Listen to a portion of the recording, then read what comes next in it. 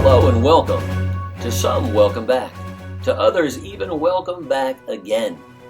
Today I'd like to share with you a video that we've entitled Coronavirus, What is Going On? Before we get into that, let me make a couple of comments if I can. For those of you who've watched the first video, Coronavirus, Wait Just a Minute, or Coronavirus, Why Isn't That Being Reported? And you've liked it, reposted it, passed it on, or sent us comments back to encourage us, thank you for your support. When we released the second video, within 72 hours, over 30,000 views. That's encouraging. And now we're starting to get corroborating evidence, which makes us know the project has had some value. Somewhere, somebody watched a news conference and they said, wait just a minute. Or they heard someone talking and they said, that is bad. But you know, there's another side to this story, and they're sending us that information. That's encouraging to know that people are getting it. If you know somebody who's still on the edge of panic, whose anxiety level is very high, please consider sending them the links to those first two videos. It may help them to gain some perspective, pull them away from the edge a little bit, and be a help to them. Secondly, I avoided tenaciously in those first two videos giving any kind of personal information because I thought it would distract from the statistics and the information that I wanted you to have. Well, this video is going to be much more personal anyway, and I'd like to give you a little personal information if I could. You've been looking at this screen very similar to this for quite a while. Let me point out a few things. On the right hand side, you see the neck of a guitar. I play a little guitar. I have a Gibson 335, I have a Gibson SG copy, I have a beautiful 12-string Alvarez that my wife bought for me, and here in the office I have a beat-up old 6-string that I play for therapy and for an escape from time to time. It's good for me, I like to play guitar. Also on the bookshelf you see a little motorcycle. My wife and I do like to ride motorcycle. We own a Harley-Davidson Heritage Softail. It's a beautiful bike. Also, you probably have noted that I'm a Coke fan. I'm trying to limit the intake a little more these days, but I'm indeed a Coke fan. Also on my bookshelf, there are several pictures of my beautiful wife. They're probably a little grainy for you at this distance, but she's the love of my life. We've been married for over 37 years now, and I'm married way over my head. I'm thankful to God for her and her love and encouragement to me. She's a wonderful lady. On the left side of your screen, you've probably seen, even today, my Bible. I make no apology for the fact that I believe in God, that I've trusted the Lord Jesus Christ as my Savior, and believe to be the Bible to be the very words of God. It affects my worldview. It affects my eternity. Certainly will affect some things that you'll hear in this video. And I don't want to have it appear that I'm trying to hide those things. Actually, I'm trying to point them out. And you say, yeah, why are you actually doing that? The reason is because when you do a project like this, sometimes people think you're crazy, you're radical, you're off the chart. And I wanted you to see that I'm fairly normal. I have normal hobbies and likes. And it affects the personal nature of this video more than the others. It seems more appropriate as well. Lastly, a word about time. When we did our first video, I said, if you'll give me 15 minutes, oh my goodness, did we try to get that to 15 minutes. But with the introduction and the summary, it turned out to be 19 minutes. So I gave myself a little more latitude. In the second video, I said about 15 minutes. It turned out to be 21. This video, we're not going to try and time. It is going to be a little bit longer.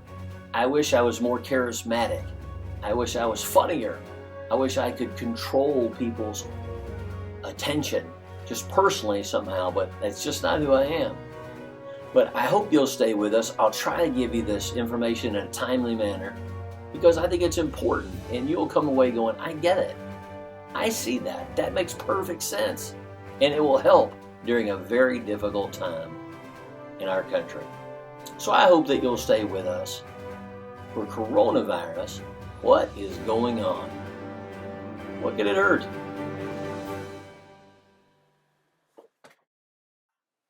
Thanks for staying. What could it hurt? I want to give you a complete picture of what I believe is really going on here. And I want to do so by giving 4 pieces of the puzzle that we're going to put together to make a complete picture of what's going on. The first piece of this puzzle involves you and I coming to an understanding of a couple of things. We need to understand, first of all, that the coronavirus is real. The evidence for that being real is all around us. People are getting sick. People are going into the hospital. People are dying of COVID-19. The scrutiny from the media and doctors that we see every day makes that evidence overwhelming and undeniable that this actually is a serious issue.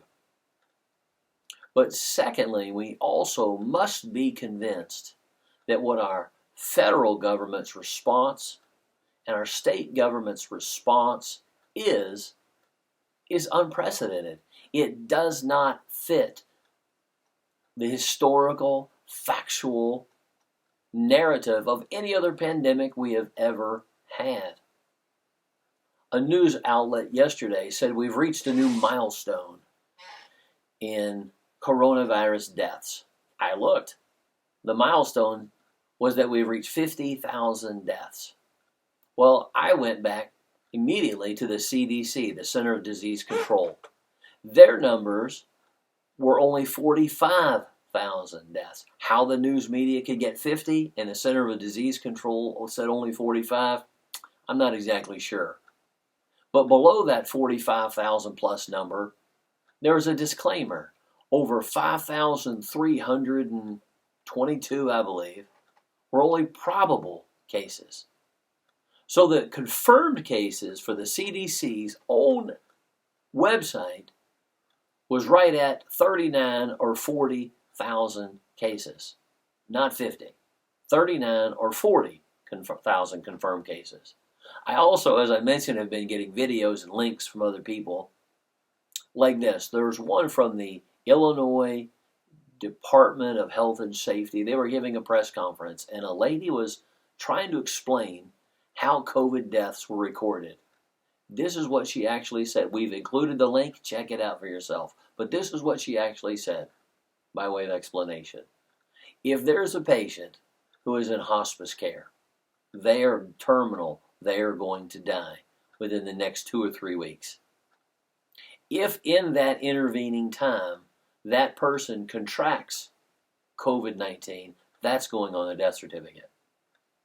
She went on to say, if there is clear evidence of alternate reasons of death, but before that death occurs, someone contracts COVID, COVID is going on the death certificate. So even those numbers have been padded. So according to our first video, in 2017-18, 80,000 people in America died because of the influenza virus. Here, April, after January, February, March, and 2/3 of the way, almost 3/4 of the way through April, we're just now reaching 40,000 deaths, half of the influenza virus, when life went on as normal. There's something else going on here. Let me put it to you this way. I think that somebody needs to apologize to the family members who lost, the 80,000 family members who lost a loved one because of the influenza virus. And life went on as normal. Someone needs to apologize to them. No one shut down a graduation ceremony. No one shut down a ball game, much less an entire season, much less the entire Olympics. No one called out the National Guard for them. No one laid off millions of workers to keep their loved ones safe. There were no Navy ships deployed.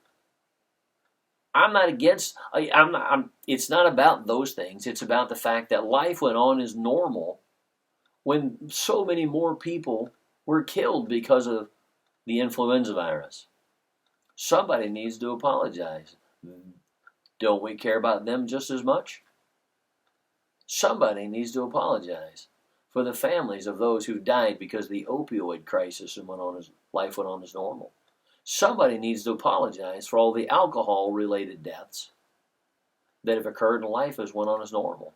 Someone should apologize to those with the HIV that have died 750, 70,000 plus in 2018. That life went on as normal.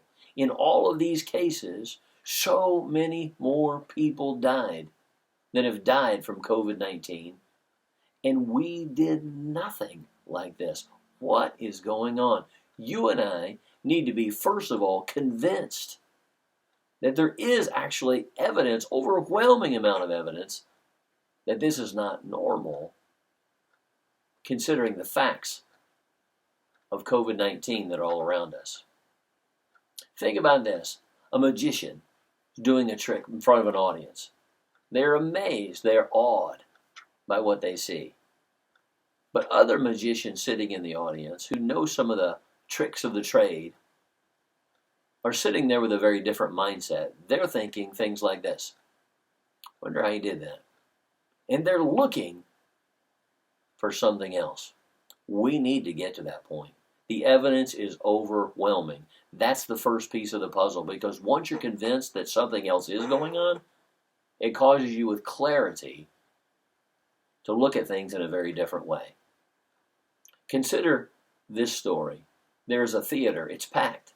The main floor is packed. The balconies are packed. The box seats are packed. And there's a buzz about the concert that's about to begin, and people are excited. And someone begins yelling, "Fire! Fire!" And people begin to panic. People begin to be terrified they're going to be trapped in this building, and they begin to push and shove and knock people down and trample over them and harm them and tear up seats and climb over things to get out of the building because they're so panicked. They're so terrified they're about to die. But finally, when they get outside and they're in the parking lot in the fresh air, the cool breeze, they begin to hear rumors. There really wasn't a fire. They're going to go from a position of panic and terror to one of, well, why did that guy say that? What? They're going to be in a very different place. The first piece of the puzzle that you and I need to consider and come to realize is that there is indeed overwhelming evidence that COVID is real, and yet there's also overwhelming evidence that the response to COVID doesn't make sense historically with the numbers and the facts that are there in light of what we have not done in other situations. Why are we doing this now? Because that will cause us to look at it in a very, very different light. Puzzle piece number one. Be right back. Puzzle piece number two. The second piece of our puzzle involves an extreme mindset that we see prevalent in a segment of our culture. Now, the coronavirus piece will be our third piece, but to see how perfectly it fits in, we must acknowledge that this extreme mindset exists. I would like you to get a pen and a piece of paper and write some things down, like we did in our first video, because I'd like you to have them at your fingertips and not have to refer back to, what did he say on that video? I'd like to have it in front of you. You can type really quickly with your thumbs, not me. Maybe you can put it on your tablet or your phone, but I'd like you to have them. So if you need to pause the video and come back, that's fine. But because it is a video, I'm just going to keep going, assuming you have those materials in your hand. I want you to write down 3 phrases, and I'm going to give you some earmarks of what I mean under each one. First of all, write this phrase, extreme hatred. I don't think that extreme hatred caused coronavirus. We've already dealt with that. It's real. But in our culture, there exists a segment of our population with an extreme mindset. Part of that is an extreme hatred. Here's what that looks like, or here's the way that manifests itself. It involves irrational viewpoints. Someone consumed with an extreme hatred does not think normally, does not think rationally. Irrational viewpoints. Secondly, it involves irresponsible, hurtful behavior.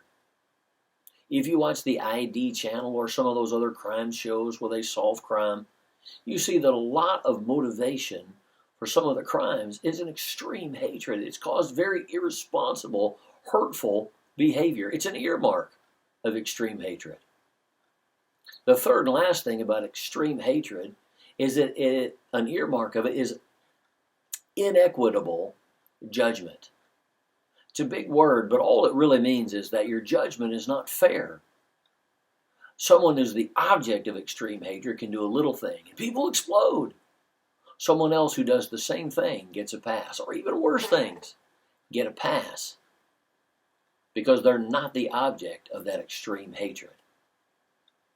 It's a big deal.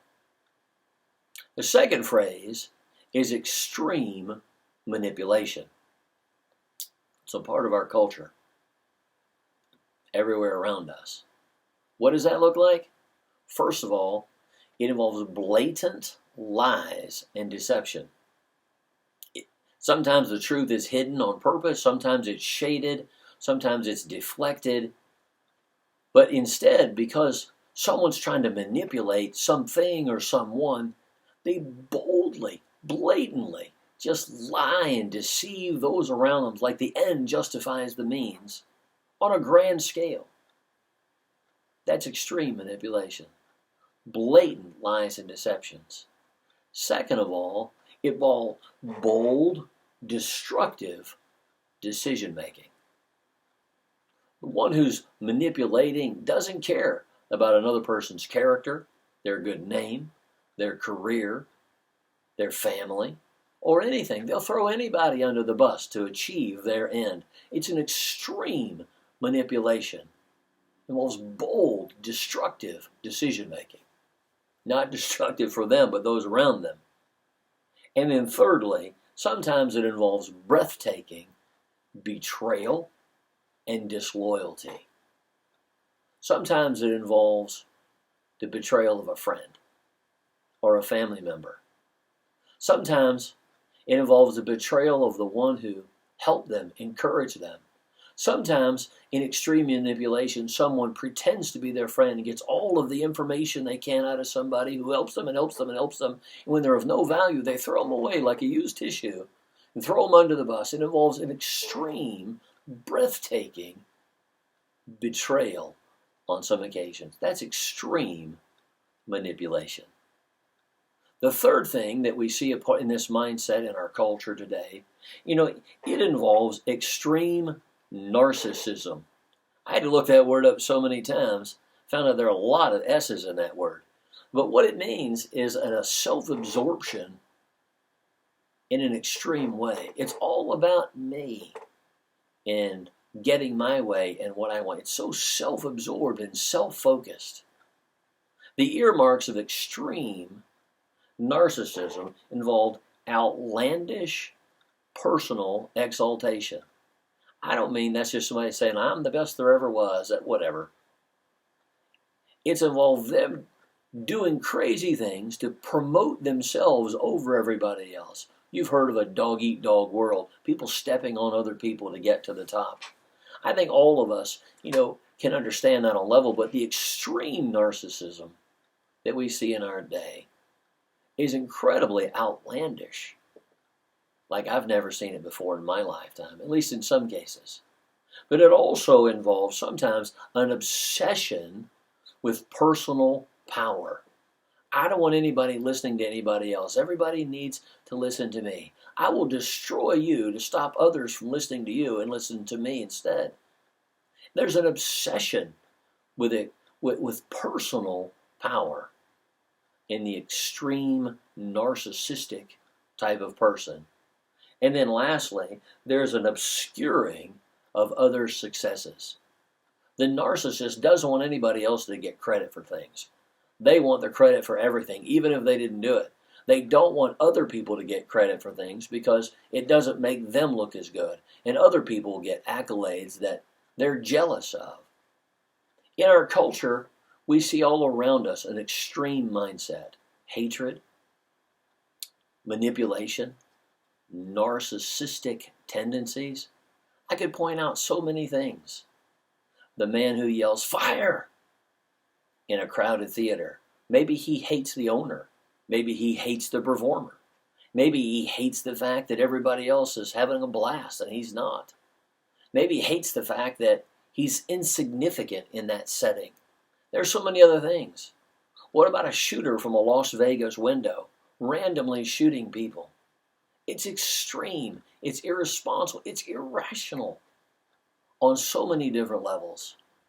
Let me just give you one more in our day that it's so obvious it would be like the elephant in the room if I didn't bring it up. It involves politics. It involves our president. When he ran for office, he made some crude remarks about rich people and women that were just awful. But there was no context. No one put it in the context of other rich people, other famous people. There are hundreds who said similar things. Anybody read Wilt Chamberlain's autobiography? There was no perspective against his running mate. They said his words were vulgar and they tried to destroy him. And he brought it on himself. I get that. But has anybody ever Googled Hillary Clinton and just the word vulgar and see what comes up? It's amazing. There is no equity there. There is no equitable judgment there. They hated him. You know, they took and showed a bloodied, severed head. No one got in trouble for that.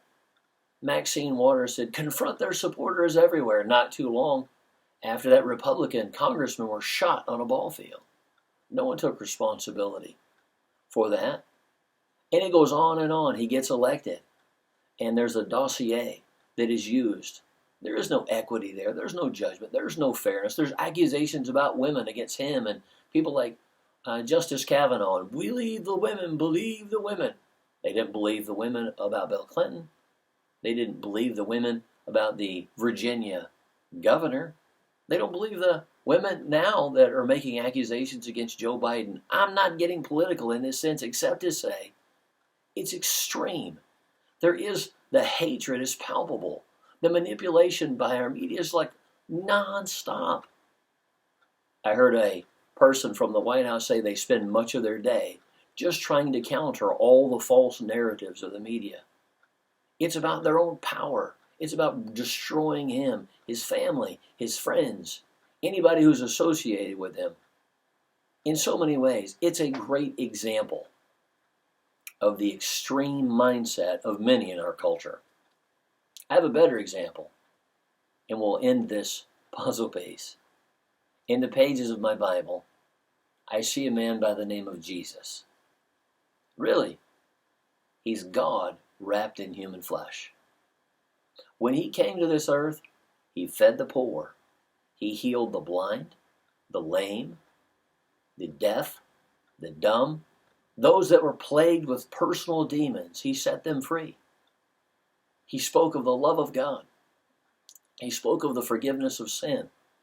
Everything he did was good and right.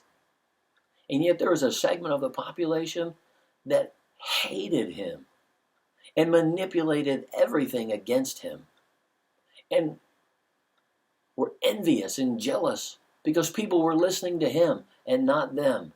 They slandered. They threatened. They got people to lie and say things about him that weren't true. They attacked his friends. This mindset is nothing new. It's new for me in the culture in which we live in our day. But it's certainly nothing new. And if you and I are going to understand what is going on about this coronavirus pandemic that's plaguing our country, we need to understand and be convinced that there is an overreach that's just makes no sense statistically, makes no sense historically, but also it's in the context where a segment of our population has an extreme mindset, one of extreme hatred, extreme narcissism, and extreme manipulation that affects everything around us. Hope that makes sense. I hope as you put that piece of puzzle in place, you start to get a better picture of what's actually going on. I'll be right back. Puzzle piece number 3. The third piece of this puzzle is the coronavirus piece itself. How does this piece fit into our puzzle? My wife and I are currently doing a puzzle, and this week I've picked up more than one puzzle piece and looked at it and turned it around to look at its shape and the little nuances to see where it could possibly fit in like it's supposed to. As I think about coronavirus in that way, I'm reminded of several things. We're told that it's the worst pandemic ever. Well, that's not true. Statistically, factually, that's not true. We're told that it's extremely contagious. That's not statistically true. You know, if you look at the influenza virus 2 years ago and compare it, coronavirus, there's over 2 million people that have contracted it. I'm not saying that's not serious, but 2 years ago, over 950 plus million got the influenza virus. That's pretty contagious. This is nothing like that. We're told also that this pandemic has killed more than any other pandemic of our time. That's not true. Statistically, factually, that's not true. If someone you know or your family has lost a loved one, that's tragic. I'm not saying we shouldn't care and reach out to you and pray for you and have compassion. We should, as in a death of any kind. It affects someone's family. But to say this pandemic has killed more than any other pandemic is just unreasonable in light of the evidence that we have. We're told that, and given the impression that if you get this virus, it's almost like a death sentence. No. If you're reasonably healthy, you have over a 99% chance of recovery. A 104-year-old World War II veteran, I just saw a news where he fully recovered. It's not a death sentence. Those things are not true. Well, what is true? As I examine that piece to see where it fits in and look at what it actually has caused, I begin to see some other things. It's caused the greatest economy that our country's ever known to be brought to a standstill. We've had the lowest unemployment in our country that we ever had, with women, minorities, with everybody. And in just a matter of a few short weeks, if millions were on unemployment now. We've had a stock market who's reached over 100 records in the last 3 years. Substantially been hindered, and lots of losses there. Then I look at the freedom and the new hope that so many have had these days, and all that's been snatched away from them and been replaced with a form of government control and lockdown that I've never seen in my lifetime. And it's creepy. And I began to ask myself this question: if that's what this corona piece looks like, who does this benefit? Where does this fit in? Oh my goodness.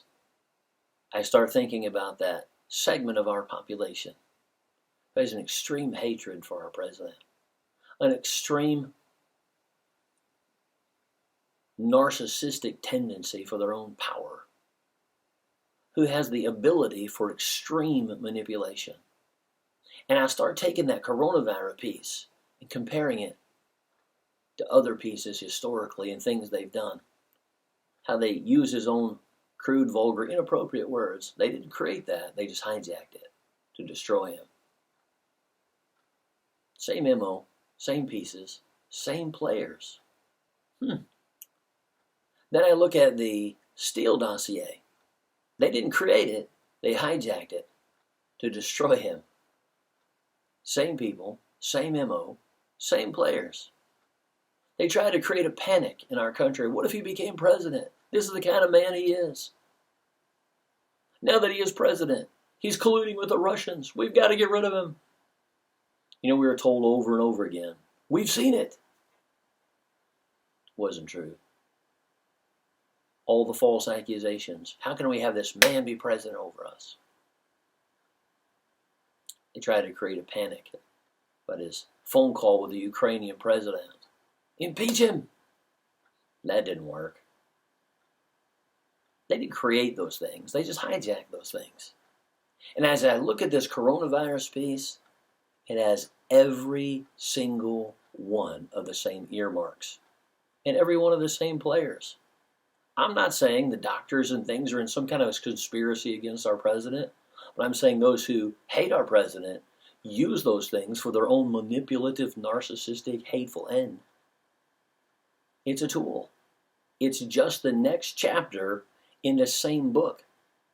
As I view it that way, that piece fits perfectly into our puzzle. It makes perfect sense. I cannot come up with another scenario to explain the facts of what we're seeing. Do you know that there are more stories on the news now, and more stories that we hear of the ineptness of our president, the foolishness of our president? One article came out and called him straight up an idiot.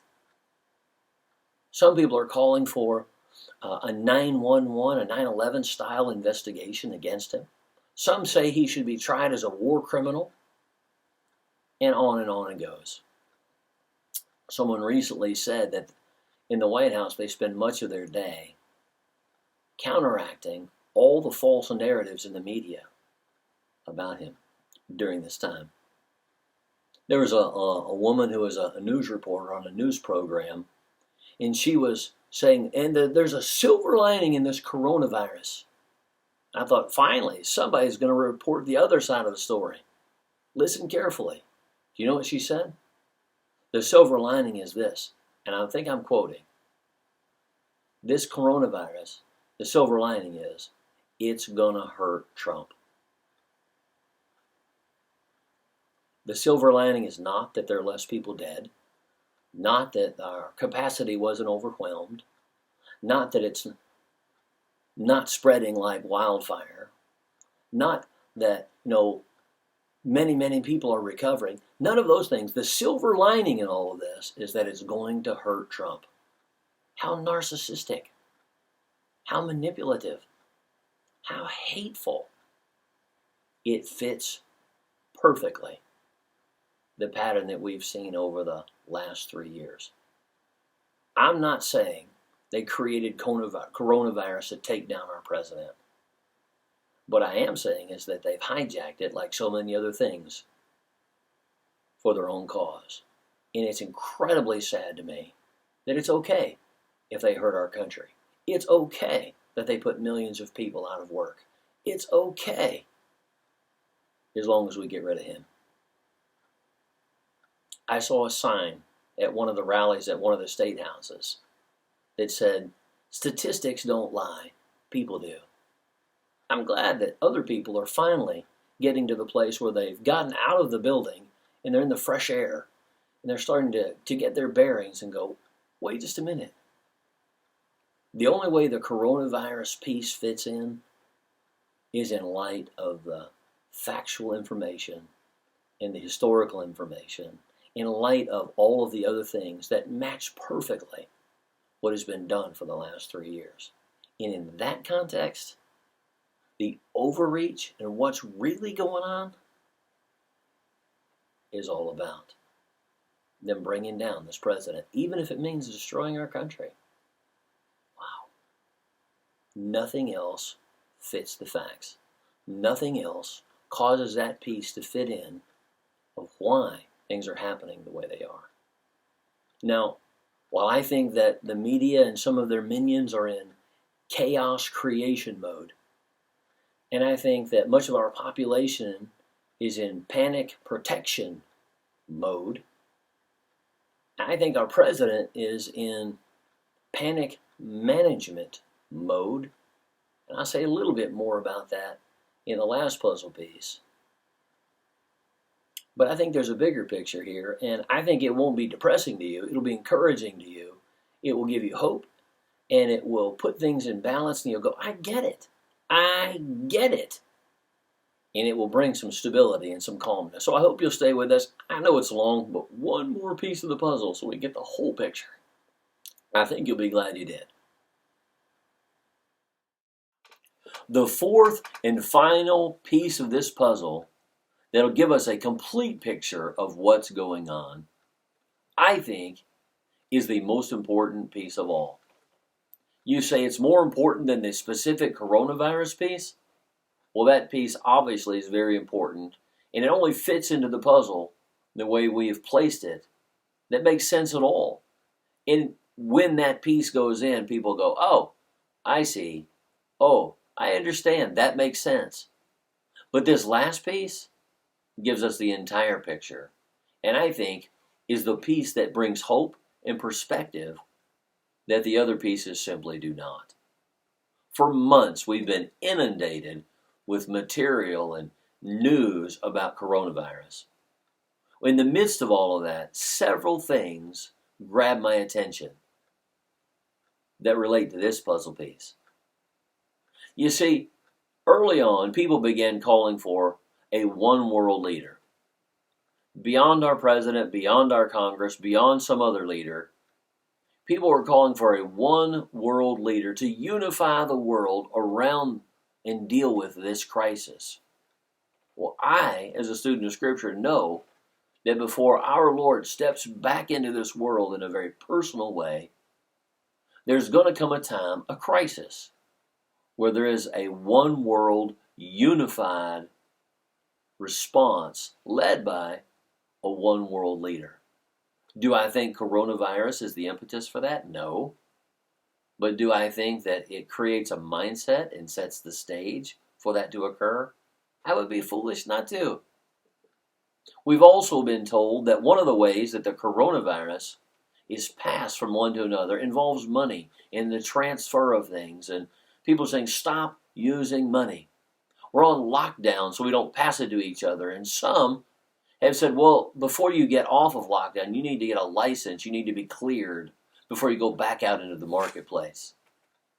Well, as a student of the Scriptures, I know that there's going to come a time before the Lord returns where you can't buy or sell anything without a certain mark. Do I think that the coronavirus is the impetus for that? No. But do I think that it creates a mindset and sets the stage for people to accept that? I would be foolish not to. We're told that this coronavirus pandemic spread around the world to almost every country within a matter of weeks. It was amazing to watch. Well, I know as a student of Scripture that in the last days before the Lord returns, one of the things that's going to occur is in a very short amount of time, 1/3 of the people on this planet are going to die. Do I think that coronavirus is the impetus for that? No. But even my little brain understands how that is even possible in a very, very short time. I'd be foolish not to see that. So those types of things lead me to the conclusion and remind me that even though men are hateful and manipulative and narcissistic in the way they treat each other for their own causes, there is a bigger piece of the puzzle. God is still on the throne, and He's working in the lives of mankind. Earlier, I spoke of a time when Jesus walked on this earth and how they hated Him and manipulated, and because of their own narcissism, ultimately nailed Him to a cross. Even then, they didn't understand a bigger picture. That's why He came. They didn't get it. They didn't see it. It was all about them. But He came to die on a cross, to pay for our sin, that we might be reconciled to God. That's the other piece of the puzzle. They missed it. In our day, things like coronavirus are bad. But you know, there's still a God who's in control. We can see it all around us. While the media is in chaos creation mode. I'm not saying everybody. There are good people that give good information, and doctors and people who really care, and I think some of those people are manipulated for the cause of somebody else. But the media is in chaos creation mode. People are in panic protection mode. They watch the news, they look on the internet, and there are things that are designed to fuel their panic, to fuel their anxiety. And they need to maybe get away from some of that and get some perspective. Hopefully we can help with that process. But people are in panic protection mode. I believe our president is in panic management mode. And I think he's done a fantastic job for our country and the people of our country in dealing with the hand he's dealt even again. But the last puzzle piece involves a God who is in return preparation mode. Oh my goodness. We're going to put links at the end of this video. I hope you'll watch them about being prepared for that. I fear the coronavirus on a little bit of a level, but I fear the government overreach into my life and our country's lives far more than the virus. But at the same time, I fear a God of the universe far more than I fear government intrusion. We need to be prepared for a virus. We need to be prepared to deal with a government overreach into our lives. But we also need to be prepared for the God of the universe to step back into our world in a very personal way. If you are, you have a measure of peace. You have a measure of hope. You have a perspective that even though there are men doing all kinds of things to each other for their own causes, the final puzzle piece involves a God who's still on the throne, who's not taken by surprise, who still has a plan that nobody can thwart. I'm so thankful for that. As I finished every video, be safe. Be careful. By the grace of God, we'll get through this. And the next crisis, and the next crisis, and the next crisis, until Jesus comes.